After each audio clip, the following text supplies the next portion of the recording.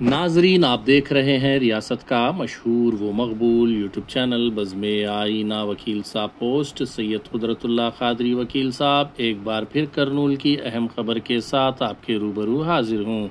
आज की अहम खबर ये है कि आज तेलुगु देशम पार्टी के माइनॉरिटी कायदीन ने government degree college for main का दौरा किया।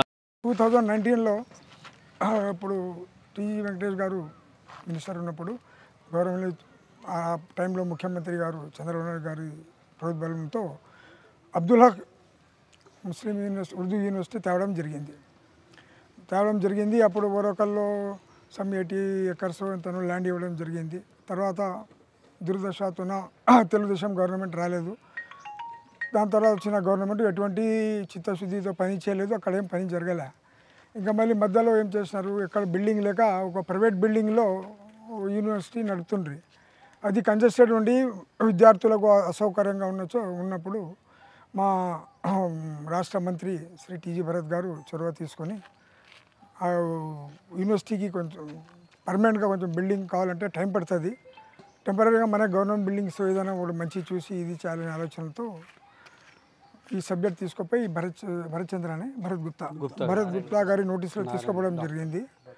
తర్వాత వాళ్ళు ఇమ్మీడియట్గా మాకు ఏదైతే గవర్నమెంట్ కాలేజ్ ఫర్ మెన్ ఉందో అది ఉర్దూ యూనివర్సిటీ కోసం అలాట్ చేయడం జరిగింది. ఇక్కడ మేమందరం వచ్చి మా టీజీ గారి భరత్ గారి ఆదేశానుసారం ఎట్లా ఉంది బిల్డింగ్ ఏం లేదని ఒకసారి పరిశీలించి ఇది అయితే ప్రస్తుతానికి ఓకే ఉంది. దీనికి ముందు కూడా గవర్నమెంట్ ఢిల్లీ రూసా ఫండ్స్తో కూడా 2 బిల్డింగ్లు కట్టడం జరిగింది.